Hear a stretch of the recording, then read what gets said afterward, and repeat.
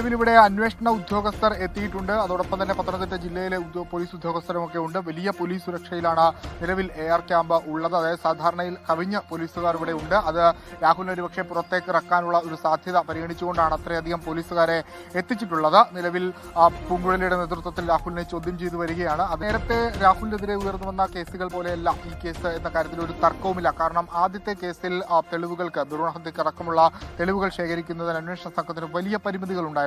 രണ്ടാമത്തെ കേസിൽ ഒരു പരാതി മാത്രമാണ് നിലനിൽക്കുന്നത്. അതിന്റെ ശാസ്ത്രീയ തെളിവുകളും അതിന്റെ ഡിജിറ്റൽ തെളിവുകൾക്കും ഒക്കെ കാര്യമായ പരിമിതികൾ അന്വേഷണ സംഘത്തിനുണ്ട്. പക്ഷേ ഈ കേസിലേക്ക് വരുമ്പോൾ അങ്ങനെയല്ല. അന്വേഷണ സംഘം ഫുൾ കോൺഫിഡൻസിലാണ്. ആ പശ്ചാത്തലത്തിലാണ് രാഹുലിന്റെ അറസ്റ്റ് അടിയന്തരമായി രേഖപ്പെടുത്താനുള്ള നീക്കത്തിലേക്ക് അന്വേഷണ സംഘം കടന്നതും. കാരണം ഈ കേസിൽ ആദ്യം ഒരു ഇമെയിലായി മൊഴി ലഭിക്കുന്നു, പരാതി ലഭിക്കുന്നു. ആ പരാതിക്ക് പിന്നാലെ തന്നെ ആ പെൺകുട്ടി തന്നെ വേണ്ട തെളിവുകൾ, ഭ്രൂണഹത്യ അടക്കം നടത്തിയിട്ടുള്ള കാര്യങ്ങളുടെ തെളിവുകൾ അയച്ചു നൽകുന്നു, ഡിജിറ്റൽ തെളിവുകൾ നൽകുന്നു. അങ്ങനെ ഇത് രാഹുൽ ക്രൈം കമ്മിറ്റ് ചെയ്തിട്ടുണ്ട് പ്രാഥമികമായി സ്ഥിരീകരിക്കുന്നതിന് വേണ്ടിയിട്ടുള്ള എല്ലാ തെളിവുകളും അന്വേഷണ സംഘത്തിന് ലഭിച്ചിട്ടുണ്ട്. അതുകൊണ്ടാണ് ബലാത്സംഗം അടക്കമുള്ള വകുപ്പുകൾ ചുമത്തി രാഹുൽ മാങ്കൂട്ടത്തിൽ MLA കസ്റ്റഡിയിലെടുക്കാനുള്ള നീക്കത്തിലേക്ക് പോവുകയും ഇന്നലെ അതീവ രഹസ്യ സ്വഭാവത്തോടുകൂടി രാഹുലിനെ കസ്റ്റഡിയിലെടുത്ത് ഈ AR ക്യാമ്പിലേക്ക് എത്തിക്കുകയും ചെയ്തത്. ഇനിയിപ്പോൾ തുടർ നടപടികളാണ് ഇതുമായി ബന്ധപ്പെട്ട് സ്വീകരിക്കാനുള്ളത്. അത് 7:30 രാഹുലിനെ ഇവിടെ നിന്ന് മെഡിക്കൽ ക്യാമ്പിലേക്ക് മെഡിക്കൽ എടുക്കുന്നതിന് വേണ്ടി കൊണ്ടുപോകും. അതിനുശേഷം വീണ്ടും ചോദ്യം ചെയ്യൽ തുടരും.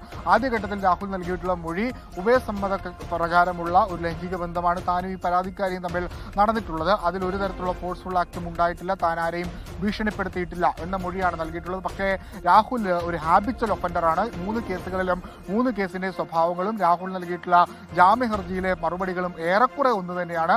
ആദ്യ കേസിലും രണ്ടാമത്തെ കേസിലുമൊക്കെ രാഹുൽ നൽകിയിട്ടുള്ള ജാമ്യ ഹർജിയിൽ ഒറ്റ കാര്യം, ഈ ഉഭയകക്ഷി സമ്മതപ്രകാരമാണ് ലൈംഗിക ബന്ധത്തിൽ ഏർപ്പെട്ടതെന്നാണ് അത് പറയുന്നത്. അതെങ്ങനെയാണ് ഇത്രയേറെ ആളുകളായി ഇയാൾക്ക് ഇങ്ങനെ ഒരു ഹാബിച്വൽ ഒഫൻഡറായി മാറാൻ സാധിക്കുന്നത് എന്ന് മുഖ്യമന്ത്രി ഉപയോഗിച്ചതുപോലെ ഒരു സൈക്കോപാത്താണ് അയാൾ എന്ന രീതിയിലേക്ക് അന്വേഷണ സംഘത്തിന് കോടതിയിൽ പ്രൂവ് ചെയ്യുന്നതിന് വേണ്ടിയിട്ടുള്ള തെളിവുകളൊക്കെ ഇതിനോടകം തന്നെ ലഭ്യമായിട്ടുണ്ട്.